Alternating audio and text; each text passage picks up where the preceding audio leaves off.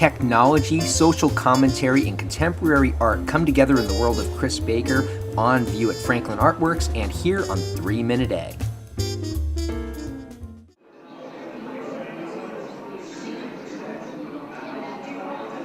I came to Minneapolis, to do a PhD in biomedical engineering, and got a little ways into that and figured out that that wasn't what I wanted to spend my life doing. So I finished a master's in engineering and biomedical engineering, kind of specializing in neuroscience and stuff like that, and then made a transition across the river into the Master's of Fine Arts program at the University of Minnesota, and just finished that last year.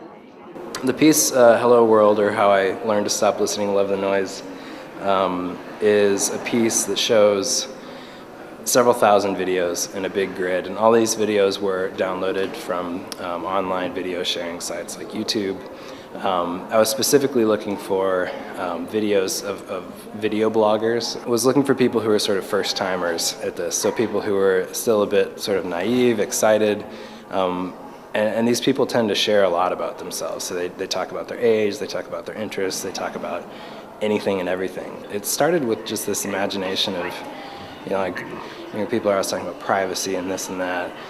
And I wanted to see what it looked like all at once. I ended up with probably 5,000 or 6,000 that you see in the course of the installation. And it's one of those things that I think that art is really, really about for me. The piece in back of me, which is called Murmur Steady, it's about 20 thermal printers, like receipt printers that you get at the grocery store.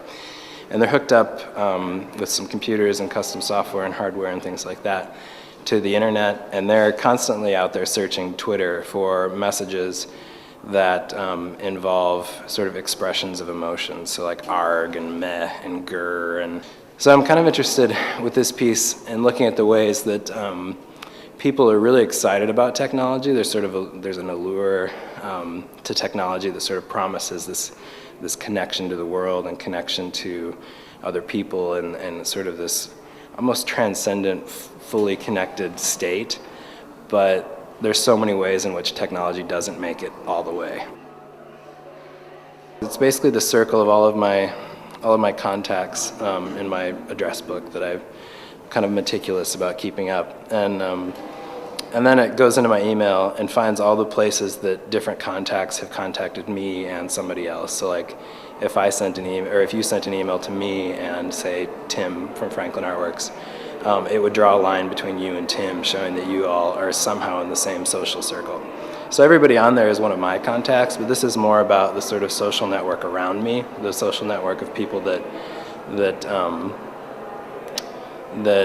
in some ways define who I am. And so in that way, I kind of think of it as a self-portrait.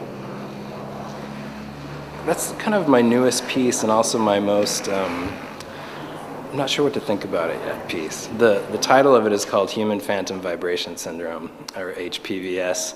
And it's kind of a play on this idea, where you feel like a twitching in your leg or this weird like vibration or something like that.